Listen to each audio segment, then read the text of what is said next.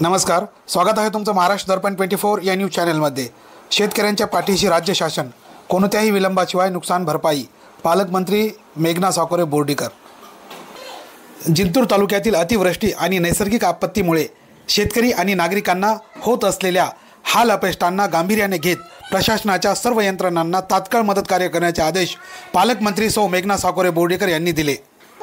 शेतकऱ्यांना कोणत्याही प्रकारच्या विलंबाशिवाय नुकसान भरपाई मिळवून देणे हीच आमची प्राथमिकता आहे, असे त्या जिंतूर येथे आयोजित आढावा बैठकीत म्हणाल्या।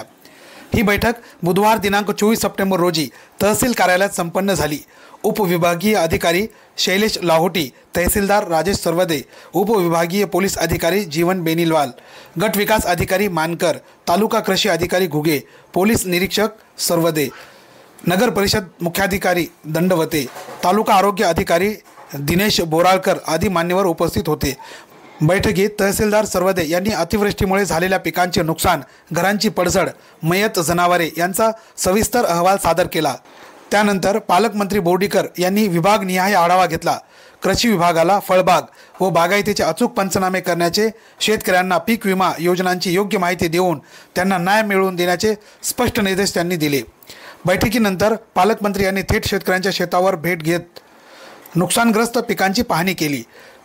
महिलांशी आणि शेतकऱ्यांशी आस्थेवाईक संवाद साधून त्यांना धीर दिला। या संकटात राज्य शासन शेतकऱ्यांच्या पाठीशी ठाम उभे आहे अशी ग्वाही दिली। यावेळी शाळा आणि अंगणवाडींच्या धोकादायक इमारतींबाबत तातडीने पर्यायी व्यवस्था करण्याचे आदेश दिले। लघु सिंचन विभागाला तलावांमुळे झालेले नुकसान तपासण्याचे आणि शेतकऱ्यांना तत्काळ मदत देण्याचे निर्देशही त्यांनी दिले। अतिवृष्टीमुळे रस्ते आणि पुलाचे नुकसान झाल्याने 4 पुलांची तातडीने दुरुस्ती आणि 169 किलोमीटर रस्त्यांच्या दुरुस्तीसाठी अहवाल सादर करण्याचे आदेश देण्यात आले। मौजे, भोगाव, कुंभारी, मारवाडी या गावांमध्ये पंचनामे न झाल्याबाबत पालकमंत्र्यांनी नाराजी व्यक्त करत तातडीने कर्मचारी पाठवून काम पूर्ण करण्याचे निर्देश दिले। पत्रकारांनी जिंतूर शहरातील वीज पुरवठा खंडित होण्याबाबत प्रश्न उपस्थित केला असता महावितरण अधिकाऱ्यांनी डीपी आणि फ्यूज बॉक्स दुरुस्ती सुरू असून महिन्याभरामध्ये पुरवठा सुरळीत होईल असे आश्वासन दिले। दरम्यान पुढील आठवड्यात अधिक पावसाचा अंदाज लक्षात घेऊन सर्व यंत्रणा सतर्क ठेवाव्यात आणि कोणत्याही अधिकारी कर्मचारी यांनी सुट्टीवर जाऊ नये अशा सूचना देखील पालकमंत्री बोर्डीकर यांनी दिल्या। ब्युरो रिपोर्ट, महाराष्ट्र दर्पण 24। जिंतूर तालुक्यामध्ये आढावा बैठक घेतली। विरोधकांनी चर्चा उठवली की जिंतूर तालुका वगळण्यात आला। त्यांना तंत्रज्ञान काय असते, शास्त्रज्ञ काय असतात, सॅटेलाइट कशाला सोडले जातात, वेदर फोरकास्टिंग रिपोर्ट काय असतो, पर्जन्यमान मापक यंत्र कशासाठी असतात, ह्या गोष्टीची त्यांना कसलीही माहिती नाही। फक्त टीका करणे हाच एक त्यांचा नेहमीचा कारभार आहे। अशा परिस्थितीत लोकांना धीर देणं गरजेचं असतं।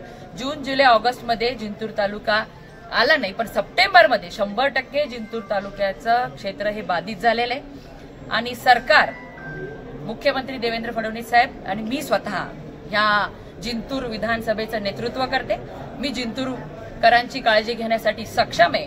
विरोधकांनी फक्त ह्या अशा दुष्काळी परिस्थितीमध्ये ज्या ठिकाणी शेतकरी आज चिंतेत आहे आणि आज तो एकदम नैराश्याच्या भूमिकेत आहे, अशा वेळेला त्यांना सहानुभूती द्यायची गरज असते। पण हे उगाच राजकारण कुठेही करत चाललेले आहेत। पण माझ्या जिंतूर सेलूकरांना माझ्यावर विश्वास आहे। त्यांना माहिती आहे त्यांची दिदी त्यांना कुठल्याही नुकसानी भरपाईपासून वंचित ठेवणार नाही।